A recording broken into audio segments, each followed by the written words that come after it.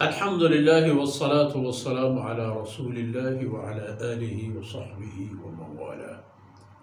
أعوذ بالله من الشيطان الرجيم. ولئن سألتهم من خلق السماوات والأرض ليقولن الله ولئن سألتهم من خلق السماوات والأرض ليقولن خلقهن العزيز العليم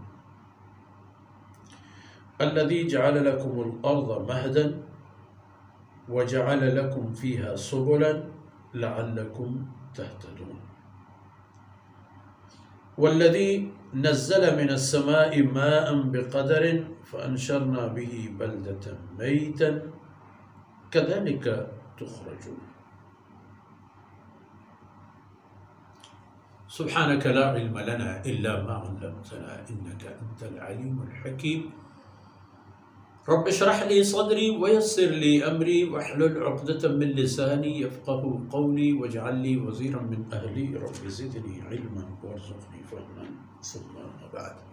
گرامی قدر بھائیوں بہنوں اور پیارے بچوں،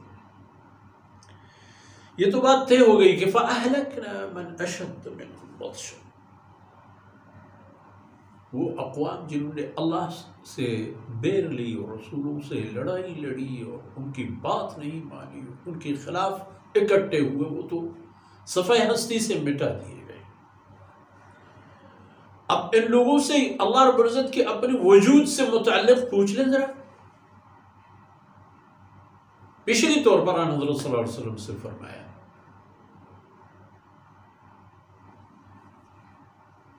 وَلَئِن سَأَلْتَهُمْ، اگر آپ ان سے پوچھ لیں، یعنی صنادید قریش سے، مشرکین سے،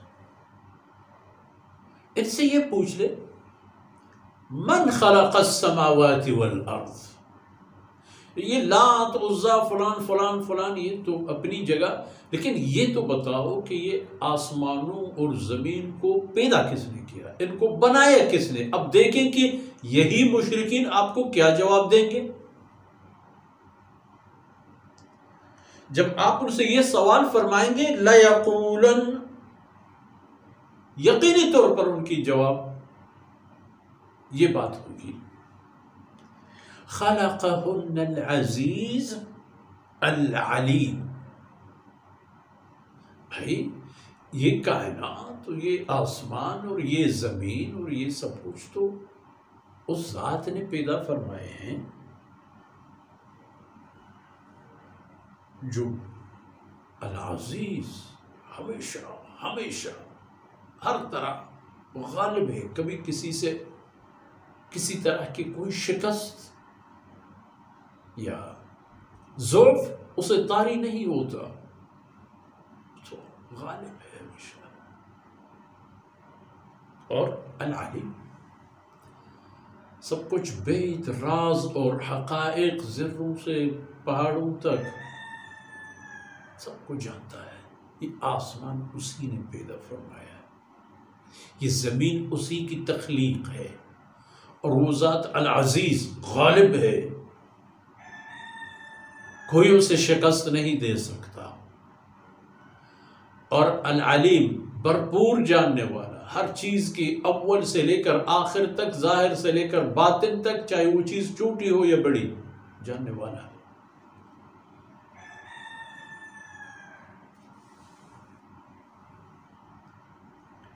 فرمایا ہاں اللہ رب العزت نے فرمایا وہی تو ہے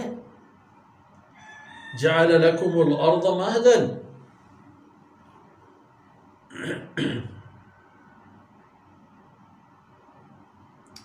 وہی تو ہے جس نے زمین کو بچھونا بنا دی، جس پر چلنے چرنے پھرنے گھومنے آنے جانے بود و باش رہن سہن تمام ضروریات اول سے لے کر آخر تک زمین کے بالکل پیٹھ پر انجام دیے جاتے ہیں۔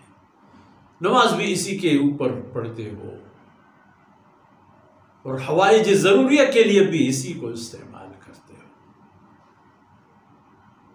اسی پر زمینداری زراعتیں بھی کرتے ہو، اسی پر بلند و بالا بلڈنگیں بھی بنا لیتے ہو، قلعے بنا لیتے ہو۔ الذی جعل لکم الارض مہدا وجعل لکم فیہا سبلا، اور پھر اسی زمین کو اللہ رب العزت نے اس کی جہات اور اطراف میں ایسے رستے کھول کر آپ کو دے دیے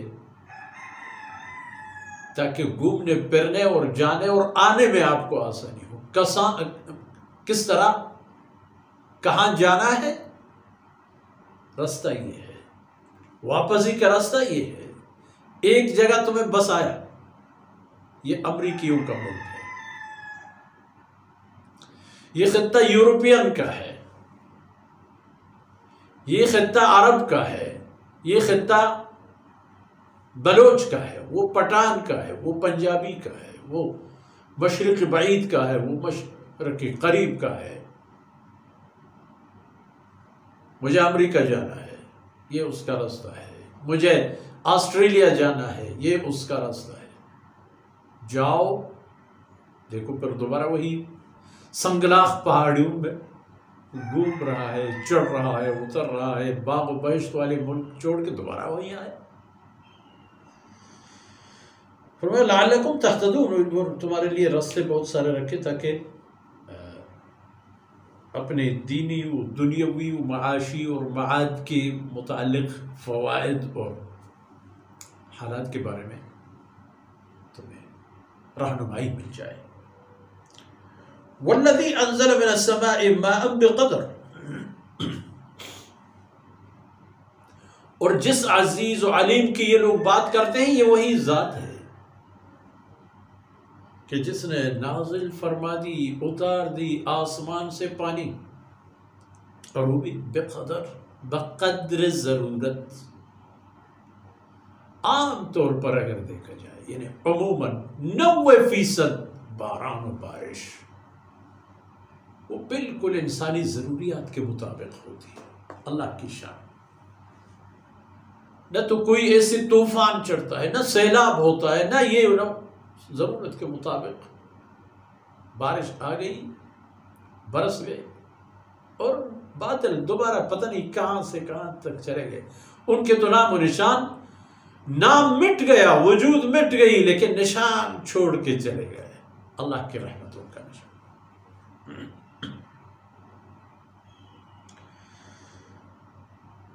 کبھی کبھار سیلاب اور طوفانیں بھی ہوتی ہیں، اس میں عبرت کی نشانی ہے آپ کے لیے کہ دیکھو یہ انسان کتنا بے بس ہے، اور پوری انسانی محنت اسی دائرے میں ہے کہ اللہ رب العزت کی پیدا فرمودہ نعمتوں سے ادھر ادھر کر کے اپنے روزی روٹی نکالے، اپنے الو سیدھا کرے۔ خود نعمت نہیں بنا سکتا، اللہ کی بنائی گئی نعمتیں جو اللہ نے انسان کے اختیار میں دے دی ہیں، ان سے تو وہ اپنا کام چلاتا ہے۔